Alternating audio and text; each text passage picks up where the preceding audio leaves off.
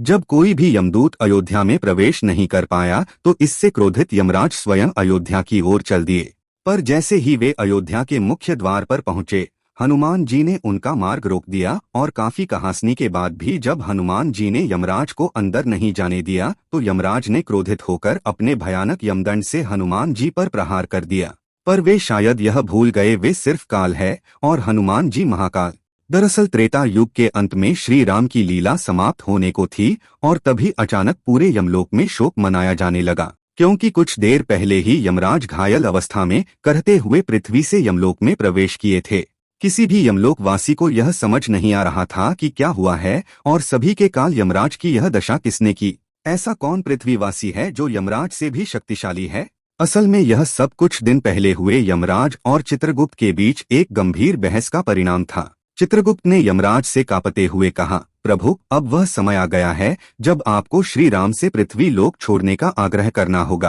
पर इसमें एक बहुत ही बड़ी समस्या है। इस पर यमराज ने कहा, कैसी समस्या चित्रगुप्त, साफ साफ बताओ। तब चित्रगुप्त ने कहा, प्रभु, अयोध्या में पिछले कई वर्षों से कोई भी यमदूत प्रवेश ही नहीं कर पाता। इस वजह से अयोध्या के किसी भी मनुष्य की मृत्यु नहीं हो पा रही। आप चाहे तो यमदूतों से पूछ सकते हैं। और तब यमराज के पूछने पर यमदूतों ने बताया कि जब वे अयोध्या के समीप पहुंचते हैं तो अयोध्या के द्वार पर पहरा दे रहे एक वानर के शरीर से निकलता हुआ प्रकाश जैसे ही उनके शरीर पर पड़ता है तो उनके शरीर जलने लगते हैं और इसलिए वे आगे नहीं बढ़ पाते। यह सुन यमराज के पूछने पर जब चित्रगुप्त ने यह बताया कि वह वानर कोई और नहीं स्वयं हनुमान है तो यमराज ठहाके मारकर हंसते हुए कहने लगे, तुम लोग हनुमान से इतना डर रहे हो, मैं चाहूं तो किसी के भी प्राण ला सकता हूं, फिर वह हनुमान किस गिनती में है। और इतना कहते ही यमराज अपने महज भैंसे पर सवार होकर अयोध्या की ओर चल पड़े। पर जैसे ही वे अयोध्या के द्वार पर पहुंचे हनुमान जी उनके सामने आ गए। हनुमान जी ने अत्यंत विनम्रता से प्रणाम करते हुए कहा, हे धर्मराज, आप मृत्यु के देवता हैं, आपका यहाँ आना अशुभ संकेत है। कृपया बताएं, आप यहाँ क्यों पधारे हैं? यमराज ने अपने अहंकार भरे स्वर में कहा, हनुमान, मेरे मार्ग से हट जाओ। मैं यहाँ श्री राम से मिलने आया हूँ, क्योंकि उन्होंने अपने लीला की जो अवधि निर्धारित की थी वह समाप्त हो चुकी है। यह सुनते ही हनुमान जी ने दृढ़ता से कहा, हे यमदेव, मेरे प्रभु की आज्ञा के बिना इस नगर में कोई प्रवेश नहीं कर सकता और जब तक मैं जीवित हूँ कोई भी शक्ति मेरे प्रभु को यहाँ से नहीं ले जा सकती। आप लौट जाइए। यमराज ने इसे अपना घोर अपमान समझा और गरजते हुए बोला, अरे मूर्ख वानर, तू काल को रोकने का दुस्साहस कर रहा है। मेरे मार्ग से हट जाओ, नहीं तो मुझसे युद्ध करो। यमराज के ये कठोर स्वर और युद्ध की ललकार सुन हनुमान जी क्रोध से तिलमिला उठे और फिर शुरू हुआ हनुमान जी तथा यमराज के बीच वो भयानक युद्ध जिसका आप सभी को इंतजार था। क्रोधित होकर यमराज ने अपनी विशाल गदा से प्रहार किया। इस पर हनुमान जी ने भी अपनी गदा उठाई और दोनों गदाओं की टक्कर से ऐसी भयंकर ध्वनि उत्पन्न हुई मानो ब्रह्मांड फट पड़ा हो। पर इस टकराव में यमराज की गदा के टुकड़े टुकड़े हो गए और तब यमराज ने यह सोचकर अपना कालपाश हनुमान जी पर फेंका कि वे हनुमान जी के प्राण को खींच लेंगे। पर हनुमान जी ने उसे हवा में ही पकड़ा और अपने दोनों हाथों से ऐसा खींचा कि उसके टुकड़े टुकड़े हो गए।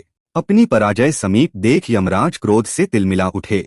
उन्होंने अपना सबसे प्रलयंकारी अस्त्र यमदंड निकाला और गर्जना करते हुए हनुमान जी पर अमोघ यमदंड से प्रहार कर दिया। उस प्रलयंकारी यमदंड को अपनी ओर आता देख हनुमान जी का शांत और सौम्य मुखमंडल प्रलयंकारी तेज से धक उठा।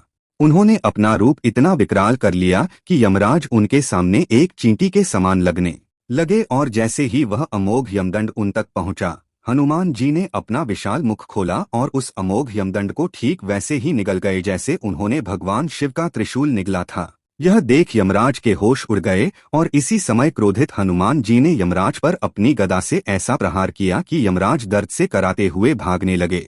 उन्होंने युद्ध से पीछे हटना ही उचित समझा। यमलोक पहुंचकर भी यमराज कांप रहे थे। वे पराजित हो चुके थे और अब उनके मन में हनुमान जी को परास्त करने की तीव्र इच्छा ने जन्म ले लिया था। वे हनुमान जी से लड़ने के लिए अपने शक्ति को बढ़ाने लगे।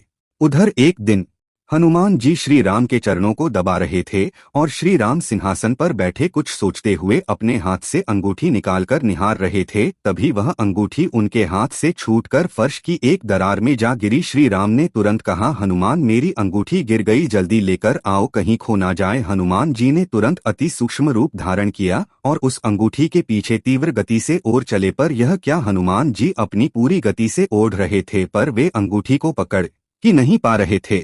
उन्होंने पूरी पृथ्वी के कई चक्कर लगा दिए पर अंगूठी की गति और तीव्र होती गई। हनुमान जी पसीने पसीने हो गए।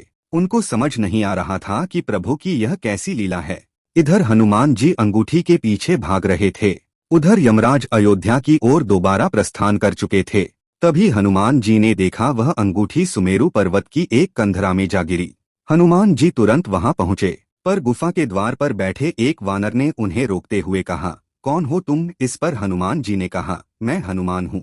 यह सुनकर वह द्वारपाल वानर ठहाके मारकर हंसते हुए बोला, इतना दुर्बल वानर हनुमान कैसे हो सकता है? और असली हनुमान जी तो अंदर हैं।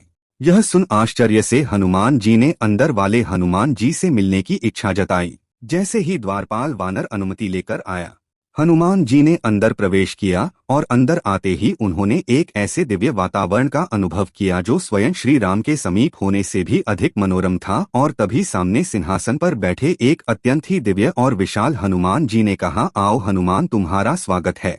इस पर हनुमान जी ने कहा, हम दोनों हनुमान कैसे हो सकते हैं? तो उन विशाल हनुमान ने कहा, मैं पिछले कल्प का हनुमान हूँ और तुम इस कल्प के कहो क्यों आए हो? तब हनुमान जी ने कहा, मैं प्रभु की अंगूठी लेने आया हूँ, वह इसी गुफा में आई है। इस पर उन विशाल देहधारी हनुमान जी ने अंगूठी की एक विशाल ढेर को दिखाते हुए कहा, ले लो इसमें से जो भी हो। हनुमान जी उन सारी अंगूठी को आश्चर्य से देखते रह गए। तब अंदर बैठे हनुमान जी ने समझाया, जब जब पृथ्वी पर श्री राम अवतार की लीला पूर्ण होती है, श्री राम अपने हनुमान को इसी तरह अंगूठी लेने भेजते हैं और यहाँ वो अंगूठी 1 से 2 हो जाती है। एक हनुमान लेकर चले जाते हैं, दूसरी यही रह जाती है और यह लो तुम्हारी यह अंगूठी। इधर हनुमान जी इस लीला में उलझे थे और उधर यमराज अपनी पूरी शक्ति से अयोध्या के द्वार पर पहुंचकर हनुमान जी को पुकारने लगे। और तभी वहां एक आकाशवाणी हुई, हे धर्मराज, श्री राम आपका इंतजार कर रहे हैं। आप हनुमान के आने के पहले ही उनके महल पहुंचे। यमराज ने अपना वेश बदला और तुरंत श्री राम के भवन में प्रवेश किया। श्री राम ने उन्हें बैठने को कहा। तब यमराज ने प्रणाम करते हुए कहा, प्रभु, हमारा आपका यह वार्तालाप अत्यंत ही गुप्त है, इसे कोई ना सुन पाए ऐसा उपाय करें और जो भी इसे सुने उसे मृत्युदंड दे दिया जाए। इस पर श्री राम ने द्वार की रक्षा का यह भार लक्ष्मण जी को दिया और कहा, जब तक मैं ना बोलूं कोई मेरे कक्ष में ना आ पाए नहीं तो उसे मृत्युदंड दे दिया जाएगा। लक्ष्मण जी द्वार पर पहरा देने लगे और अंदर यमराज अपने वेश में आकर श्री राम से उनकी लीला की अवधि समाप्त होने और उनके धाम प्रस्थान के विषय में बात करने लगे। लक्ष्मण जी द्वार पर पहरा देते हुए टहल रहे थे। तभी वहां ऋषि दुर्वासा आ गए और श्री राम से तुरंत मिलने का हठ करने लगे। और जब लक्ष्मण जी ने उन्हें रोका तो वे क्रोधित होकर पूरे अयोध्या को श्राप देने की धमकी देने लगे। इस पर लक्ष्मण जी ने मजबूरी में श्री राम और यमराज के वार्तालाप में बीच में ही महल में प्रवेश किया। यह देखते ही यमराज तुरंत ही अदृश्य हो गए और इसी घटना के फल स्वरूप श्री राम ने जब लक्ष्मण जी को त्याग दिया तो लक्ष्मण जी ने सरयू नदी में जल समाधि ले ली। जब हनुमान जी प्रभु की अंगूठी लेकर अयोध्या वापस आए तो श्री राम सहित सभी परिकर धाम प्रस्थान करने के लिए सरयू तट पर थे। और जैसे ही हनुमान जी को सारी घटना का पता चला, उन्हें पहले तो यमराज पर क्रोध संगीत आया, पर बाद में इन सभी घटना को प्रभु की लीला का हिस्सा जान सब भूल गए। श्री राम ने हनुमान जी को कलयुग के अंत तक पृथ्वी पर रहने को कहा और इस प्रकार हनुमान जी तथा यमराज के बीच हुए इस संघर्ष का अंत हुआ।